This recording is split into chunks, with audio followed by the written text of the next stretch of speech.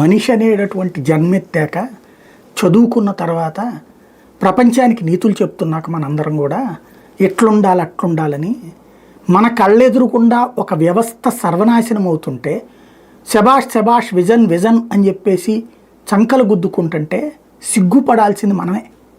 ఎందుకంటే ఇవాళ మన పిల్లల్ని దేనికోసం చదివిస్తున్నామని గత 20-30 ఏళ్ల నుండి ఇదివరకు గవర్నమెంట్ స్కూళ్ళల్లో గవర్నమెంట్ కాలేజీల్లో చదివిన మన పిల్లల్ని బలవంతంగా తీసుకొచ్చి అదేది బందెల దొడ్డి లేకపోతే కోళ్ల ఫారం లాగా చదివించేటటువంటి విద్యా సంస్థలు, కార్పొరేట్ విద్యా సంస్థలు ఎందుకు చదివిస్తున్నామండి? వాడు చస్తున్నా, గోడ దూకి ఆత్మహత్య చేసుకుంటున్నా వాడిని బలవంతంగా రుద్ది రుద్ది రుద్ది రుద్ది రుబ్బి రుబ్బి రుబ్బి రుబ్బి దేనికి చదివిస్తున్నాం? సాఫ్ట్వేర్ ఇంజనీర్ అయిపోవాలి, డాక్టర్ అయిపోవాలి. మనకు తెలిసింది ఈ రెండే.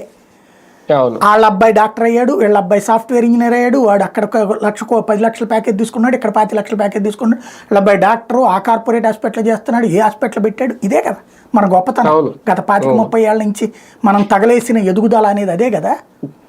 ఇప్పుడు దానికే చిల్లు పడుతుంటే సిగ్గుపడాల్సింది పోయి అసలు నోరు మెదపనటువంటి మీడియా, నోరు మెదపనటువంటి మేధావులు, రాష్ట్ర ప్రయోజనాల కోసం అని చెప్పి గొంతు చించుకునేటటువంటి మహానుభావులు ఏడకి పోయారు, ఏ మూల దాక్కున్నారో అర్థం కావట్లేదు.